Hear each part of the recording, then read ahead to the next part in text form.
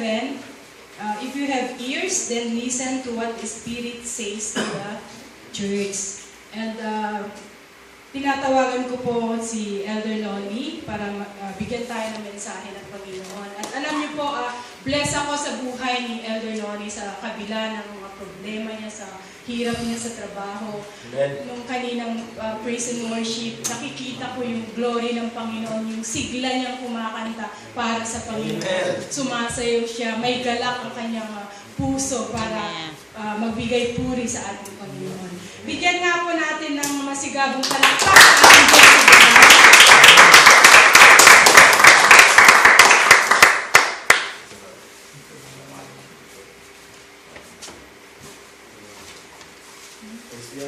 Hindi ba ang Diyos sa umaga nito? Maligayang umaga sa lahat. Amen. Kita ko sa puso na napakaligaya ninyo. Ayun na pa lamang pagdating ko, talaga blessed na po talaga ako sa mga practice, sa mga reading, yung sa pagtuturo ni Brother Christians, medyo related po sa ating topic, yung nangyari dito pa tayo mga.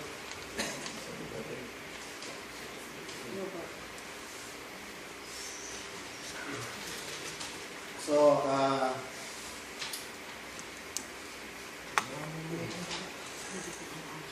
ako'y natutuwa at nangungala na sa bawat isa. Ngayon din si Brother Brother Ruben. Yes, good morning Brother Ruben. Alam ko parang gusto mo na yata dito. Kasi kung natin alam kay Brother Ruben, sila po nag-pioneer church dito 2001. Sila yung kasama ni Pastor Ron. Kami sa amin, mga pioneer church. Kasama rin nila dito sa Neo doon. So, kung tutuloy-tuloy sila, di maganda at nakakatulong sa gawain natin sa iglesia. Si Brother Ruben po, kung wala nakakilala, salamat. Nawa, patuloy na siya rito. Hindi na maghanap ng ibang church. So, topic natin ngayong umaga is about the breakthrough and the modern church of Jesus Christ. So, nakapaganda po ng topic natin at ito ay pagtuturo po para sa atin na tayong mga anak ng Diyos ay dapat maging modelo. Maging modelo ang church natin na magamit sa kaluluhatian ng Diyos. Amen. So, ang verse po natin is Matthew 6:18 to 19 and Ephesians 2:19 to 22. Okay, let's bow down our heads and let's pray.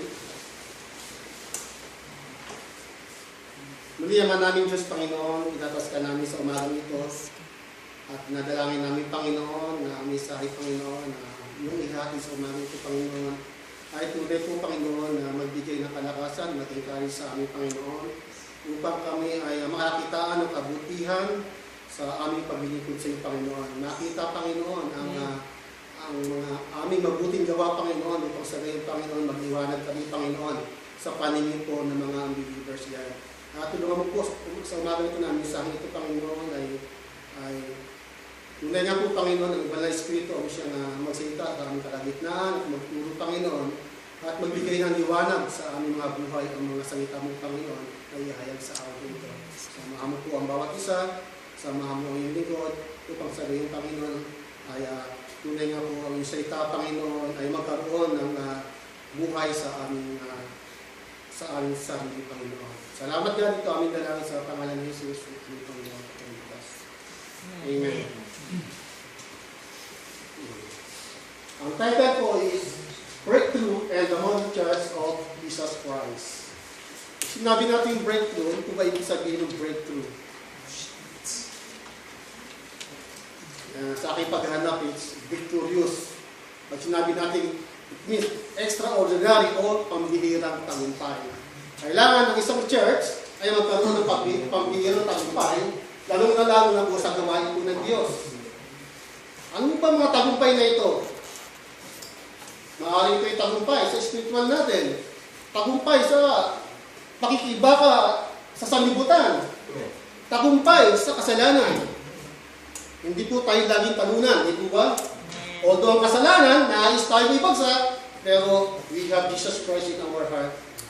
Wala siyang lakas na ibagsak po tayo ng kasalanan. So, yan po ay ibig sabihin ng breakthrough, karoon ng tagumpay ang church. Lalong-lalo na, tayo ay tinitingnan ng mga hindi pa talaga tumatanggap sa Panginoon. Sa atin siya nakatingin. Kaya kailangan maging modelo po tayo. Maging modelo saan? Sa salita, sa gawa, at sa pananampalataya. So yun po ibig sabihin po ng about breakthrough. Pag sinabi ng mga church, the church is what? Is the building? No. Church is what? Sa verse natin sa Ephesians 2:20, sabi nga dito, now therefore ye are no strangers and foreigners, but fellow citizens with the saints and the household of God. So, ayun na pala, pinag-aaralan natin, we are not strangers and foreigners. Oh, but we are the fellow citizens with the saints and the household of God. So tayo po ay hindi na strangers sa Panginoon. Tayo na ay anak na po ng Diyos at tayo ngayon ay nanandito para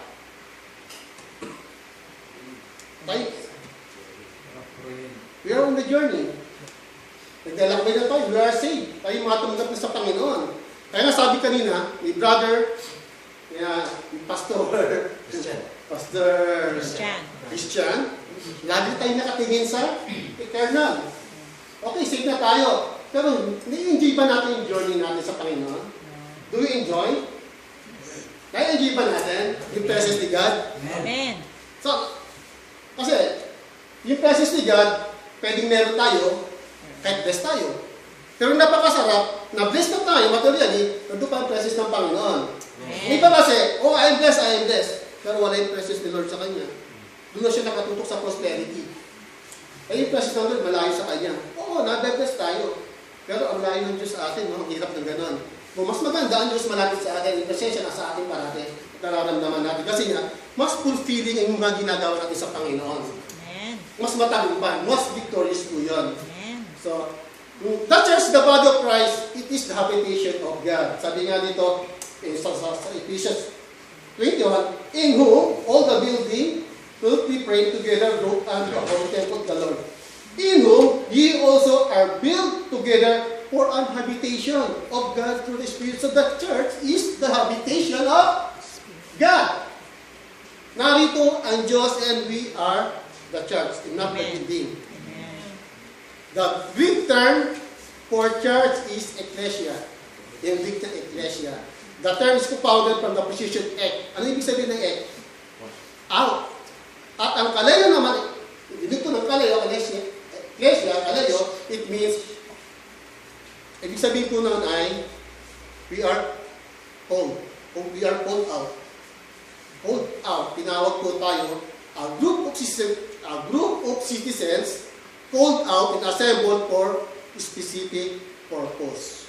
Tinawag po tayo, meron po tayong specific purpose. Pero sa panahon ni Cristo, in Jesus' time, the first Christians, however, used the term ecclesia to mean the assembly of the spiritual family of God. Kaya nandito tayo, we have the assembly, and we are the spiritual family of God, maybe in local, universal, and is created by the Holy Spirit based upon the sacrificial death of the Lord Jesus Christ. So yung church po, it was yung building. Okay, sa panahon ngayon na yun, let's go to church. Di ba? But the church is the body of the people. Amen. At sino ang head? Jesus. Jesus Christ. And we are the branches. Amen. Di ba? We are the branches. Jesus is the cornerstone, being the chief cornerstone of the church, and He is the head. And sa Ephesians 1:22-23, and God placed all things under His feet and appointed Him to be the head of everything. Sino head of everything? Jesus Christ. He was appointed by God the Father to become the head of the church, which is His body. Ito ang kanyang katawan, tayo katawan ni Kristo. The fullness of Him who fills everything in every way. Iniligay siyang ulo ng iglesia at siya ang bumupuspos at ang kapuspuson ng lahat. So, ang ulo po ng ating iglesia ay si Jesus Christ at tayo po ay mga branches, tayo ang katawan. Tayo mga kumikilos, may kanya-kanya tayong gawain sa Panginoon. Merong tenga, merong bibig, merong paa, merong kamay. Diba? Iba-ibang gawain. Upang makumpleto ang gawain ng Diyos. Hindi pwede lahat preacher. Hindi pwede lahat kumakanta, wala na makikinig. Hindi pwede nga kung lahat tayo dito mag-preach, wala na makikinig. Kaya iba ginawang tenga para makinig. Diba? Ginawang mata para tumingin, mag-observe. Diba? So, yun po ang church. Church is a institution of Christ, the body of Christ, and the church is the head. And we are the church. And model, ano din ang sabi ng model? Model na sukat? Sinabing model church. Ano yung models? Ano sinabing model ka na magazine? Ganyan ba yun? No. Endorser ka? Buwapo ka? Maganda ka? Eh bakit si Mami D? Mami D, endorser na si Mami D, di ba? Eh, hindi naman lahat ng buwapo at maganda ay pwede maging model, di ba? Pero pag sinabi, it's about spirituality, it's something na it's about our character, it's about our attitude na maging modelo tayo. Sabi nga, model means an example to be imitated. Isang halimbawa na pwedeng gayahin. Diba? Huwag niyo ang gayahin. Kanulungkot kayo. Diba? Our imitation, napakalagang panggagaya to show us an example of what? Good works. Good works. Because you are saved. Kaya sabi ni Apostle Paul sa mga Philippians, mga believers of Philippians, brothers, join in imitating me and keep your eyes on those who walk according to the example you have in us. Oh, very confident, diba? Sinabi ni Apostle Paul, very confident siya sa pagkasabi niya, imitate me as I imitate Christ. Kaya niyo bang sabihin sa anak mo yun, na, kayahin mo ako. Eh, yung anak, butanding ka eh. Hindi figure, anak. Yung hindi naging karakter ko, yung attitude, yung binigod ko sa Diyos. Diba? Butanding, nakilaki mo eh. Eh, sa'yo, palito ka tatay eh. Hindi gagayahin kita. Hindi naman gawin figure ang gustong gayahin natin. But the character, yung character na kagaya ng character ng ating Panginoon. So, sabi nga, ni Apostol Pablo, mga kapatid, magkaisa kayong tumulag. Sa halimbawa, pinakita ko sa inyo, kami ang gawin ninyong huwaran. Di ba? Huwaran, example, naging model. Saan? Sa kabutihan. Now, sabi niya nga sa Philippians, ilang beses niya sinabi sa Philippians to? Many times niya sinabi sa mga believers ng Philippians. In verse 18, sa Ephesians, verse 18, sa Philippians 3:18, sabi niya, I have told you many times before, now I repeat with tears. Inuulit ko at luhaan kong sinasabi sa inyo. Sabi na po, humingi siya ng kwanta talaga na gayahin ninyo ko. Tularan yung halimbawa ko, gaya ng pagtulad ko kay Kristo. Gayon din po ang nais ng Diyos sa atin, na maging katulad tayo ni Kristo. Kaya nandito tayo sa iglesia nito, kaya tayo pupunta rito, magpuri, makinig sa salita ng Diyos, at maging katulad ni Kristo. Maging huwaran tayo, anak ng Diyos. Makita sa buhay natin na tayo namumuhay ayon sa nais ng Panginoon, ayon sa kalooban ng Panginoon. Gaya ang topic kanina, related yung topic namin sa Sunday School. Pasok eh. Kaya ang ginagawa ng Panginoon, hindi naglalayo. So, why he was so dramatically telling this? Because, leaders nga, diba? Dramatically. Mas maluwag, mga kapatid! Tularan yung halimbawa ko. Hindi ako sa Apostol Pablo nagsasalita. Huwag ako, hindi ko ma-enjoy eh. Si Apostol Pablo, maiyak-iyak siya. Tularan yung halimbawa ko, sabi niya. Bakit niya sinasabi ito sa mga kapatiran, sa iglesia, sa Philippians? Kasi, karamihan sa kanila, namumuhay, hindi ayon sa kalooban ng Diyos. Nalilis na sila. Nagkakaroon ng away-away, nagkakaroon ng division, nagkakaroon ng beauty contest. Pupunta ng church, puno-puno ng alahas, pwede. Mas maganda ang damit ko sa'yo. Ganon. Hindi focus sa Panginoon. Focus sa, okay, magsisimba ko, bago ang damit ko, bago kasuotan ko, syempre mapipis ka sa akin. Di ba? Tanggalin natin yung mga ganyan mga mind, mga isipan. Kaya pumunta po tayo dito para matuto, makinig, magpapuro sa salita ng Diyos. Ito po ang natin, purpose natin. Ang purpose dito kaya pumunta rito kaya nga mayak-yak si Apostle Pablo sa mga kapatiran sa Philippians 2,000 years ago yun. Iba na kasi yung nangyayari. Nababago na yung nakilala nila si Diyos, nahahanuan na ng makamundo o makasalibutan hangarin. Nawawala na yung preaching. Sa bagay, ang Philippian church pa pala noon, bata pa. Kasi mga church noon, matinig ni Apostle Pablo, nagtanim siya ng tanim, hindi naman gano'ng nag-iiwan na siya ng mga matatanda sa iglesia, siyang nag-aalaga, at maraming mga katuruan na pumapasok kaya minsan namumunaw ang church. May pinapasok sila na hindi naayon sa pagtuturo ni Apostol Pablo. Kaya nga, sabi niya, there are many of those believers' lives, whose lives, yung kanilang pamumuhay, ay nga, kaaway na cross. So Paul was saying, live your life! Sabi niya, live your life! Sinasabi niya sa Philippians, sinasabi niya din sa atin yun. Live your life! Set as good example. Everybody say good example. Good example. Ganun galing natin. Kanino unang, kayo sa sarili, sa Diyos, sa pamilya, sa kapwa. Unahin natin sa pamilya natin, mabuting halimbawa tayo. Kasi nga, paano natin maating pamilya natin? Kung tayo sinasabi Kristiyano, pero namumuhay naman tayo ng katulad ng isang pagano. Hindi natin sila mawiwin. Di ba? So, kaya tinawag tayo yung mga tinawag dito, kung naging Kristiyano dito, tumanggap dito, alam ko ang bata nyo sa Pilipinas. Pag-uwi nyo pa lang doon, may persecution na kayo, unang-una, maaari sa asawa, sa lolo, sa lola, mga lelo, mga nelang nyo. Ano nangyari sa'yo? Nagpunta ka na ng Korea, nagbago ka na ng pananampalataya. Di ba, mga ganon? Yan, mga encounter po ninyo pag-uwi nyo sa Pilipinas. Kaya, yung mga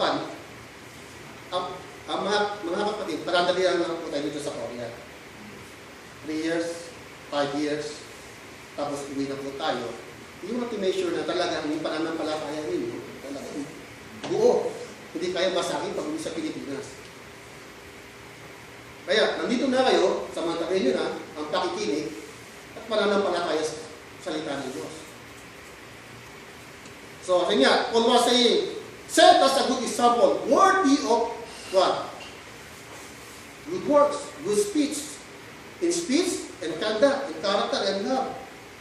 Look at Jesus and look at me and to the other apostles. Ito sinasabi niya. Hindi magiging mabuting halimbawa. But we must look to Jesus Christ. But because Jesus Christ has no blemish. Magtayo kami sa Panginoon. Sigurado, nilinisip tayo ng Panginoon. Malinis ang Panginoon. Wala siyang blemish, wala siyang kasalanan.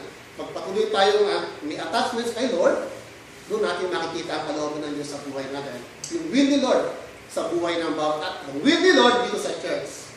Ikaw will ni Lord sa church, mali pa tayo. Model Church of Jesus Christ. Church, the body. Hindi yung building, ha? Personal to. Pag sinabing church, you, me. Personal. Kailangan magkaroon tayo ng personal relationship sa Panginoon para maging model church tayo. Kasi, isa lang sa atin, magkaroon ng bakit, parang sinira mo ng buong katawan. Kaya maging maingat mo tayo sa pamumuhay, mga kapatid. Isa lang, gumawa ng bakit, sa kapatid, sa katawan, kung tatawin ng iba, malalaso na. Ganun laso, kasalanan. Yung kasalanan parang lason. No? Tinuwa ka na Tinuwa ka ng ahas, di ba? Kakalat yung kamandag. Ganun din sa sa kapatiran. Isa ang gumawa, nadadamay na ang buong iglesia. Tapos nagpupula pa ang Panginoon. Gusto ba yun? So maging naigat po tayo sa pamumuhay natin. Paano natin kung paano po tayo mamuhay sa mundong ito. Yun po ang nais na ipaniwanag mo about being a model o huwaran. Ibang model, hindi na isipin yun. Yung mga advertisement, hindi na kailangan yun. Ito is about, spiritually, all about God. So, I prepare 6 major points that we should do to become victorious and to become a model church of Jesus Christ. Nag-prepare po ako ng 6 na puntos to become a model church of Jesus Christ. 6 na puntos po ang hinanda ako. The model church, ano siya? The model church is scriptural church. Pangalawa, the model church is a serving church.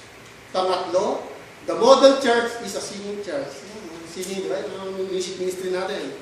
The model church is a soul-winning church. Marami na ba kayo namin na soul dyan? Marami na soul na lumayo sa atin. Thank you, Bacon. And the model church is a spirit-filled church. And lastly, pang-anim na puntos na inihanda ko is the model church is a supportive church. Yun, supportive. Okay, let's start. Number 1, the model church is scriptural church. Ano po ba ibig sabihin ng scriptural? Ayan, scriptural. We are based on Bible based. Nasa Bible, yung mga verses na yung ginagamit. Di ba? Kaya nasabi sa 2 Timothy 3:16, all scriptures is breathed out by God and profitable for teaching, for reproof, for correction, and for training and righteousness. Sinabi, ilan? All. Lahat ng kasulatan. Di ba? Wala kayong pipiliin doon. Ano itong siyapakop na ito? Ang pangit naman ng pangalan ito. May Joel pa. Kakangalan ng kapitbahay namin. Di ba tinuturo ito? Lahat ng kasulatan na yan. Meron yan. Tinuturo sa atin. Old and New Testament. Wala tayong i-disregard yan. So lahat ng kasulatan, magagamit sa pagtuturo yan. Sa pagtatama, sa pagsanay, sa kabanalan. And Matthew 4:4, sabi ng Panginoon, but He answered in His written, man shall not live by bread alone, but by every word that comes from the mouth of God. Hindi lamang tayo nabubuhay sa mga pagkain sa araw-araw, kundi sa salita ng Diyos. Mga kapatid, kung wala ang salita ng Diyos, marami na siguro nag-suicide. Marami na nasira ang ulo. Sa bagay naman, sa sobrang pag-awa ng salita ng Diyos, marami na sisiraan din ang ulo. Kasi pinipilit hindi kaya. Pero napakaganda ang salita ng Diyos. Kasi kung nabasa mo ito, nasa silent tendency ka, may problema ka, may tinuturo ang salita ng Diyos. Ha? Buti na, nabasa ko ito. Naligtas ako. Diba? Kaya, ugaliin magbasa ka ng salita ng Diyos ng Biblia. Kailangan Bible-centered tayo, ugaliin magbasa, pag may time, magbasa. Kasi pag hindi tayo nagbabasa ng Biblia, malamihan tayo, malami ang spiritual natin.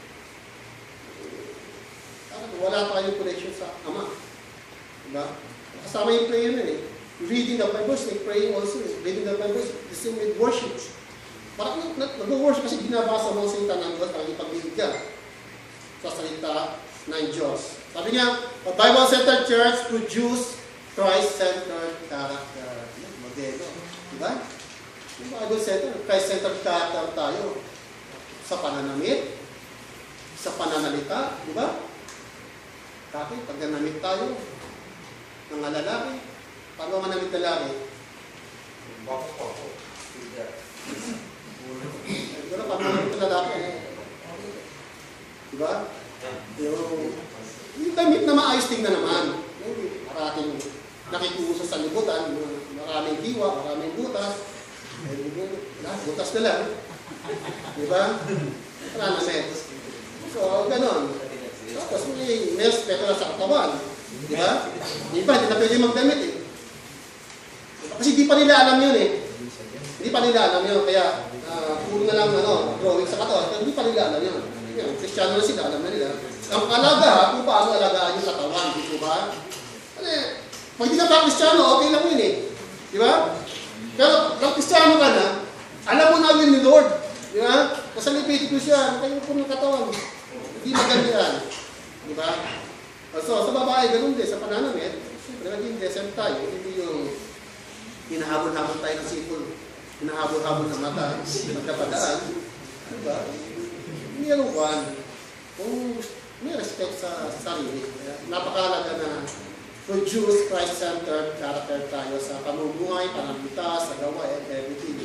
And a Bible-believing and a Bible-obeying Christians. Naniniwala ba kayo sa Biblia? Yes. Sinong galit sa Biblia? Pag nakikita yung kasalanan na, ayoko. It shows my sins. Ayun. Di ba? Di ba? Umaayaw mo sa Biblia. Bakit? Pero siya yung ano matatanda. Lumubok sa Biblia, bakit? Yung kasalanan lang makikita mo dyan. Ano? Eh, good news siya, puro bad news. Good news yun. Makita mo yung pagkakamali mo, nakilala mo ang Diyos, mabago yung buhay mo, magkaroon ka ng buhay na walang hanggan, you enjoy your life. Di ba? Napakaganda ng ano. Dapat, Bible-centered tayo at paniniwala tayo na Bible ay salita ng Diyos. John 1:1-2, in the beginning was the Word, and the Word was with God. And the Word was God, He was in the beginning with God. Sino yun? Si Jesus Christ. Okay. Sabi nga, Matthew 24:35, heaven and earth will pass away, but my words will never pass away. So, yung salita ng Diyos, lahat, nawala ng lahat, pero yung salita ng Diyos will not pass away. Bakit? Pag nasa heaven na kayo, hindi mapapatunayan. Ang Diyos nagsalita, ang Diyos ang nangako, totoo ang sinasabi ng Diyos. Lahat ng sinasabi sa kalusalatan, mangyayari, matutupad. At magpapasalamat na lang kayo pag nakasama niyo siya sa langit. Bakit? Kasi nagtagumpay kayo eh. You continue, nagpatuloy kayo sa lakad niyo. Hindi kayo huminto, hindi kayo bumalik. Lumakad kayo sa daang matuwid. Hindi natin doon, no? Yeah? Kaya puro daan ang pinag-uusapan kanina eh. Okay, daan pa rin. Ang daan patungo sa Panginoong Jesucristo. Number 2, the model church is a serving church. Serving. Siyempre, umaga pala, kita mo na, marami silang ginagawa dito. Serving. Yung mga nagwawalis, yung naghahanda ng puka, may naghahanda kung ano-ano dyan, pato ng Bible dito, may bibinis sa kusina, may bibinis doon. So, yun po, isa sa bakwan, gawain. The church is a serving church. James 2:15-16. If a brother or sister is poorly clothed and lacking in daily food, and one of you says to them, go in peace, be warm and filled, without giving anything needed for the body. What good is that? Kasi nakakis siya na, di ba? Oh, brother, may problema ako. Nakakot ko ng ganito. Kasi hindi pa sumasahod. Kasi pag-pray na lang kita. Yeah? Kasi wala rin may tulong. Pag-pray natin, naman yung tumulong sa'yo. Yeah? Kasi minsan na yung marami sa atin, mas malaki pa rin yung pangangailangan natin sa kanila, di ba? Kasi pag-pray natin, si brother dito, para makatulong kasi. Nakita ka eh, kasi wala akong may tulong eh. But you can do something. You can give, sometimes we can give nothing, but we can do something. Diba? Wala tayong may bigay, pero may magagawa tayong paraan.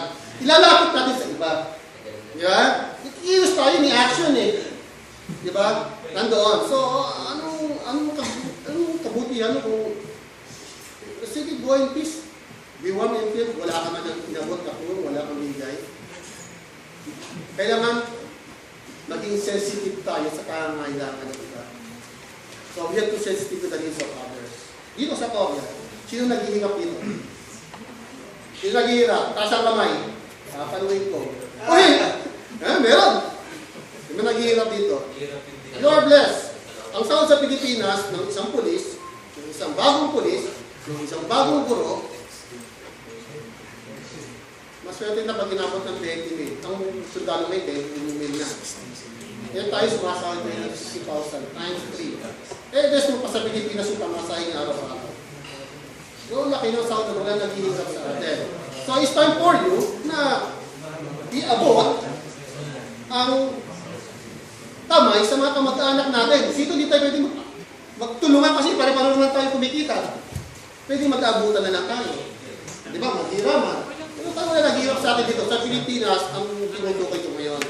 Yung mga kamag-anak tayo, yung mga nangangailangan, huwag natin pagdamutan kasi Kristiyano na tayo. Ngayon, huwag natin talikdan ang ating kasambahay sapagkat inuutos ng Diyos. Sabi, letter B, reach out for the needy. Sabi nga sa Matthew 25, 35, 36, ito sinabi ng Panginoon. For I was hungry, you gave me food. I was thirsty, you gave me drink. I was a stranger, you welcomed me. I was naked, and you clothed me. I was sick, and you visited me. I was in prison, and you came to me. Yun. Kailangan abutin natin yung mga kapatid natin, kamag-anak natin, yung nangangailangan. Kasi ginawa natin sa kapatid natin yung mga bagay na yun, ginawa na rin natin yun sa ating Panginoong Jesus. Huwag tayo naging kwan. South Center, tanggal yung magiging sakim. Kasi kailangan ko na gusto kong maabot itong plano ko, di ba? Pero buksan ng puso sa mga nangangailangan, lalong-lalo sa mga close relative natin, sa family natin. Ito tinutulungan ng Panginoon para makuha naman sila, matulungan, ma-convert sa Christian din. Magkaroon po tayo ng, hindi ko na kasi nilagay dito sa number 2 kasi nga, meron siyang, merong 4 na hinanda under that, nakadalawa na tayo sa speak to the need others. Next is reach out for the needy, abutin yung mga nangangailangan, huwag talikuran, huwag iwasan. Ay, kasi iiwas ko na, uutot na naman niya. Diba? Kasi naman puro pagkakita, puro utang masama na lang, magandang balita Kaya minsan nadadalangin tayo. Letter C is have a personal involvement. Magkaroon tayo ng personal involvement, lalo-lalo sa pagbibigay. Kaya, gawain natin sa mission pledges. Anim dyan, siga, tapang. 1, 2, 3, 4, 5, 6. Tapang nga, nakasanggod ng mga yan. Diba? Kahit ito nung ang problema, yun naman napupunta sa gawain natin sa iglesia sa Pilipinas, kay Pastor Ramon.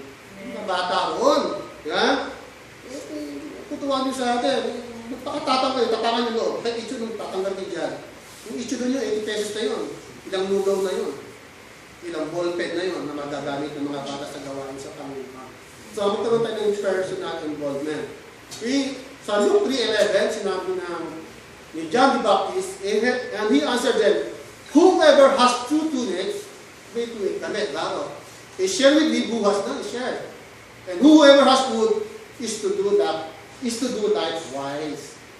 Meron tayo, i-share tayo sa kapwa natin. Lalo-lalo na sa mga nangangailangan. Kaya yan will ng Panginoon hindi lang tayo magpayaman dito sa Korea. Tumulong. Kasi, napasarap tumulong ang totoo yan. Yung nakakatulong ka. Iba yung pakiramdam sa katawan mo Something na may parang joy. No? Tumulong ka na walang balik, no? Walang balik, walang hingi.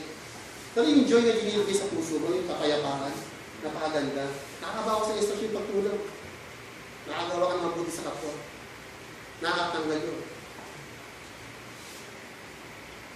Kaya nga sabi, ang pagtulong sa kasama, yung po natin kakalikdan. Kaya mga kasama sa bahay, kasama sa trabaho. Kaya nga sabi ko dito, so faith without this is what? Faith without this is a what? Is a black faith. Dead faith. James 2:26. Pananampalataya, walang gawa, is patay na pananampalataya. Kailangan pananampalataya mo, kasamahan mo ng gawa. Hindi na po tayo faith. Kailangan ng action. Faith is an action word. It is not only a word. It is an action word. Pag sinabi yung faith, verb agad yan. Action word yan. Kumikilos ka agad yan. Kaya sabi ng Panginoon, if you want to be a greatest in God's kingdom, you must be a servant of all. So why you be servant? Pag-ikinis ang Panginoon sa buhay niyo. Pangatlo na tayo. The model church is what? Yung singing church. Singing. Saan? Magpasa kumawit. Panahon pa ni David. Panahon ni Moses, ni Miriam. Sila ang unang praise and worship leader. Moses and Miriam, gumawa sila. Nung nakatawid siya sa ilaw, sa dagat na pula. Ilang panahon ng praise and worship nila, nagpuri sila sa Panginoon. Nakikita po natin doon sa Exodus, yung ginawa nilang awit sa Panginoon. Nagpuri po sila. So, yun nga, the model church is a singing church. Ephesians 5:19-20, sabi dito, addressing one another in psalms and hymns and spiritual songs, singing and making melody to the Lord with your heart. Kapuso ba? Nakakala si Sir Roy, marami siya nagawang kanta. Bakit? Kasi nga doon yung puso niya sa Panginoon, nakakawa siya ng melody. Pag umawi tayo dito, kailangan may action, di ba? Pagka masaya ka, di-action mo eh. Pero pag malayang isip mo, ganun ka lang, patay din eh. Makanta ka lang, sumasasay ka lang, pero nakailor ba talaga yung pagpupuri? O may inisip ka ibang bagay? Kasi minsan kumakanta tayo, malayang isip. Okay, nasa taon, lumalabas ang boses, pero isip natin. Minsan ay kumakinan lang, sumasabay lang tayo. So, when we worship God, kailangan sabayan po natin yung Panginoon. Sa puso, yung pag-awit. Ano yung iba, makipapansin yung iba, nasa puso yung pag-awit. Talagang yung ating treat kami, nasa puso.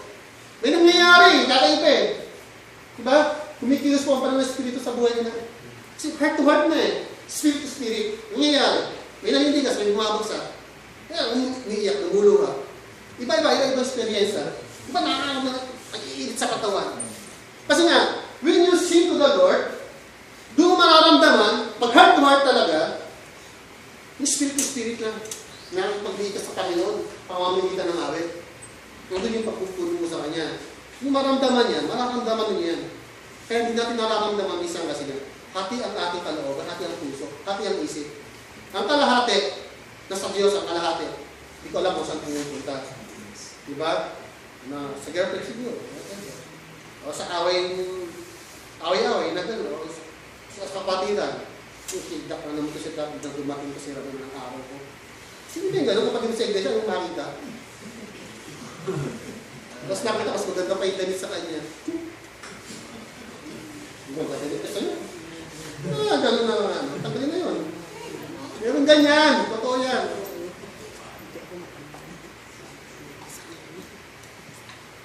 Early church is a singing church. It's a us. Nagpuri sila sa Panginoon. They are praising God and having favor with all people. And the Lord added to their number day by day to those who are believing. Sa Acts 2:46-47 po. Yan. Panahon po yan ni Peter sa Acts. Acts of the Apostle.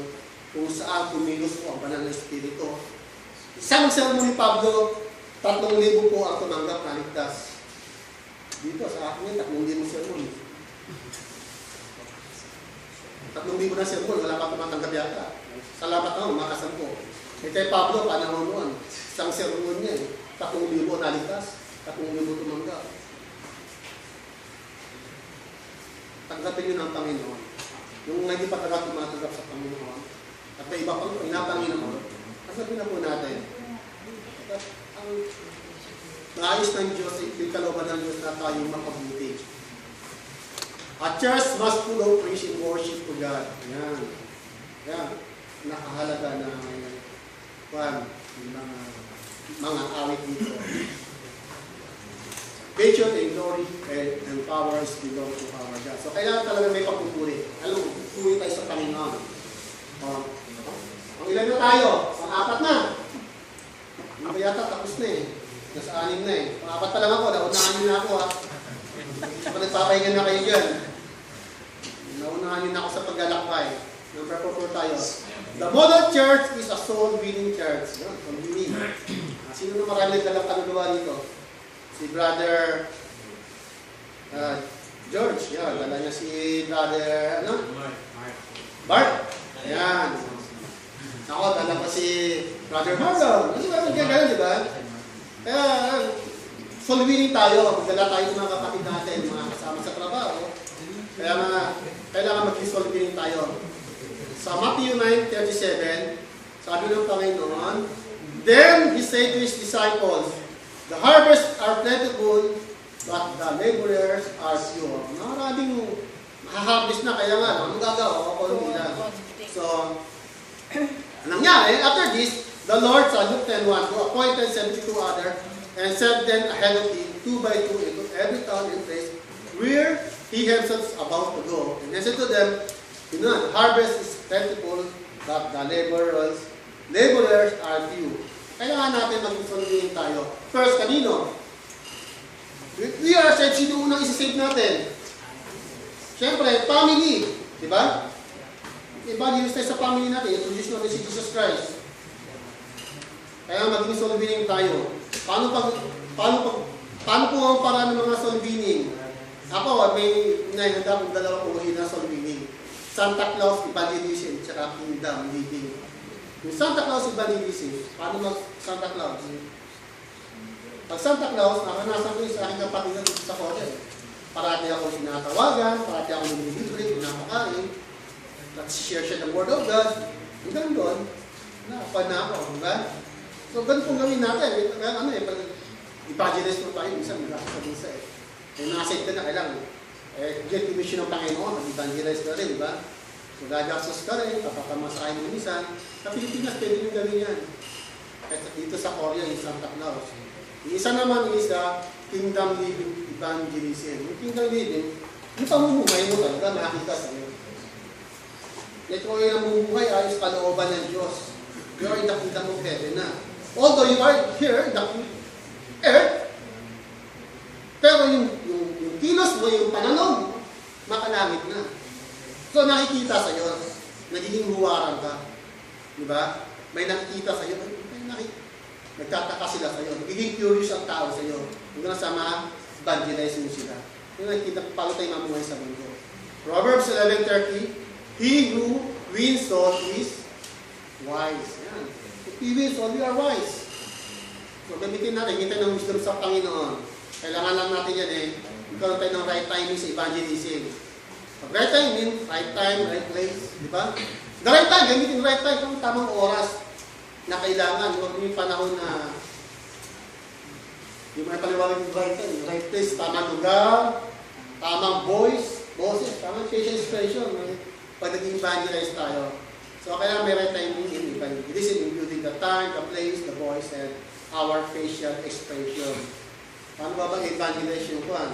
Siyempre, kailangan makita sa facial expression mo na talagang dunod yung pagdanasa mo na ma-introduce sa kanya si Jesus Christ. Ang yung nakikita sa puso mo na halos parang iyak mo na, tanggapin mo na si Jesus Christ, di ba? Sa facial expression pa rin, ito nag-evangelize, sa mukha mo pa lang, kung hindi paniwala, nagsasalita ka ng totoo, hindi mo siya makakuha, nakakakit. So, kailangan mag-visual winning po tayo. Gamitin na natin ang number 5 na tayo. The model church is a spirit-filled church. Yun, spirit-filled. Ephesians 5:18, nabanggit kanina. And do not get drunk with wine, for that is debauchery, but be filled with the Holy Spirit. Yan, ang sabi, huwag tayong magbiyalasing. Sapagkat nagdudulot ng kaguluhan.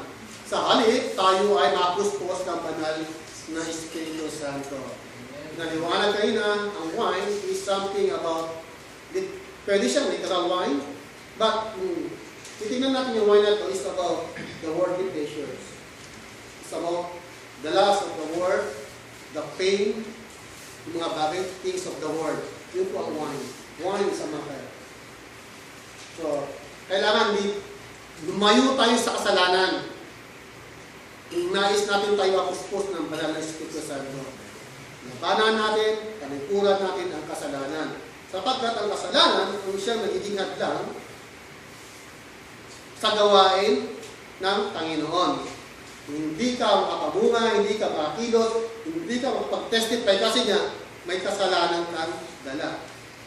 Hindi mo masabi na si Kristo ay Diyos, hindi mo masabi na si Kristo ay ganito, kasi nga, ikaw mismo sa sarili mo, kaliwas sa kalooban ng Diyos ang ginagawa mo.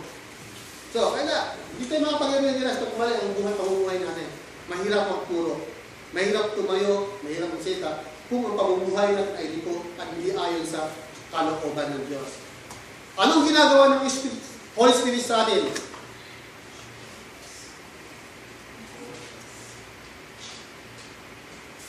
The Spirit gives unity. Yan. Pagkakaisa. Isa tayo sa gawain ng Panginoon. Purity.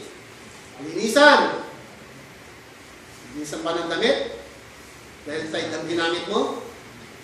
Nag-lotion ka, kaya magandang katawan mo, malinis. Hindi po. Malinisan po ng puso. Malinisan ng isipan. Yun po. Maturity. Yun.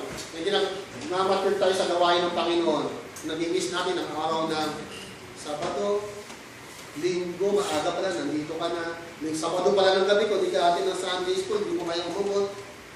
Saturday night pa lang, ito ang isusunod ko bukas. Ito yung Bible ko. Sino may dala ng Bible? Meron. Sa cellphone na, di ba? Ayun. Mas madali ngayon, gaya nung araw. Nung unang-una, bago ako Kristiyano, dito pa ako sa Kunsyon. Nahihiya ako magdala ng Bible. Kasi pag may dala akong Bible, di ba? Parang ayaw mo eh. Nahihiya ka eh. Pero nung nagmamatik ka sa Panginoon, gitnin mo Bible. Dahil hindi sabihin na righteous ka. Kasi pinagmamatik mo na sa buhay mo. Tama? Meron ka ng Diyos. Kasi nung una, ayaw mo ng Bible, nahihiya ka eh. Ayaw mo makantsawan eh. Tsaka, yun lang yan eh. Sagaba lang yan sa pagsakay eh. Bigat lang yun, di ba? Yung Bible natin, lalaki oh. Yung mga pangalan, hindi na nila, iwan dito, lalaki kasi. Meron na cellphone, di ba? At sa patakinabangan dito, nabubuksan. Kailangan. So, yun po.